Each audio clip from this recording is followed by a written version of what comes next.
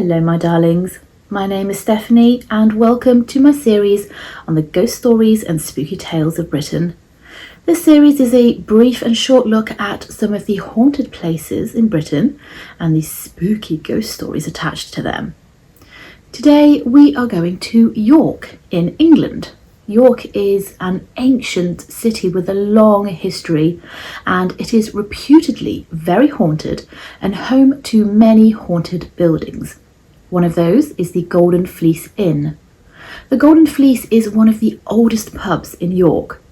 Not much is known about the history of the pub, but it's been there since at least 1503, when it was first mentioned in the York archives. It is also a hotel with 4 bedrooms, 2 bars and a function room. Look how gorgeous this place is. You can tell that this building is really old.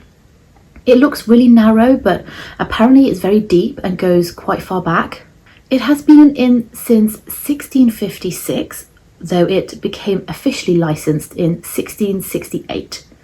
The hotel overlooks the medieval street, the Shambles, and the Shambles is one of the oldest rows of shops and buildings in York. The inn was rebuilt in the 19th century and it was designated as a Grade 2 listed building by English Heritage in 1983. It is believed that the inn was once owned by members of the Merchant Adventurers Guild who traded in fleeces and wool, hence the sheep hanging at the front of the building. There are said to be 15 ghosts that haunt the Golden Fleece, but only a few are seen on a regular basis. One ghost is that of Lady Alice Peckett, who was the wife of John Peckett, who was the mayor of York in the early 18th century and who was also the owner of the Golden Fleece. The backyard of the inn is called Lady Peckett's Yard. Lady Alice Peckett has been seen quite a lot. Many guests have reported seeing her wandering the corridors and the staircases in the middle of the night. She also likes moving furniture around apparently, because she is not happy with how the rooms have been decorated and laid out. Another of the ghosts is a Canadian airman who tragically fell to his death from one of the windows on the upper floors during World War II. During World War II, Canadian soldiers were stationed in York. His name was Jeff Monroe.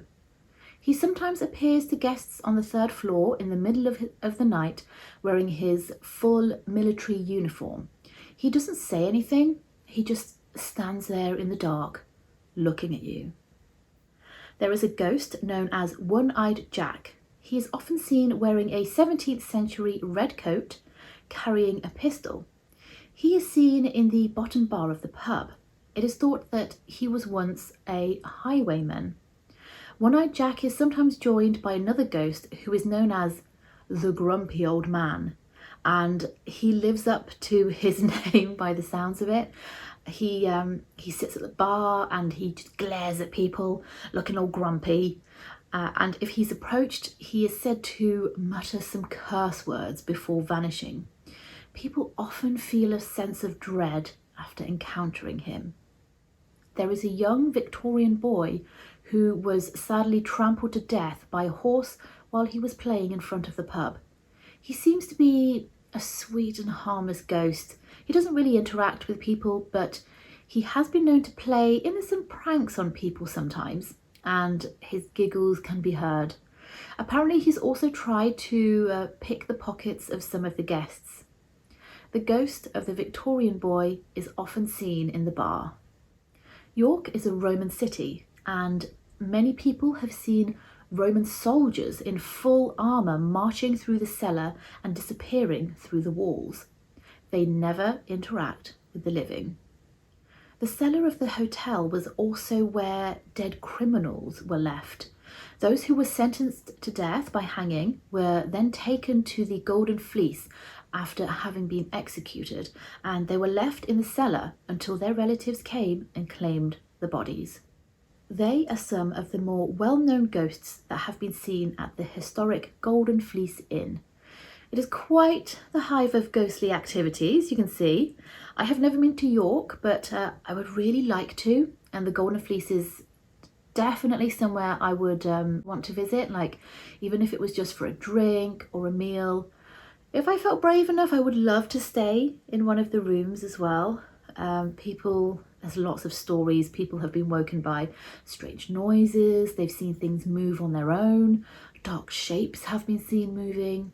It's very spooky.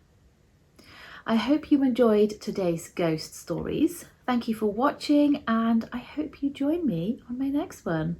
Until then, stay spooky.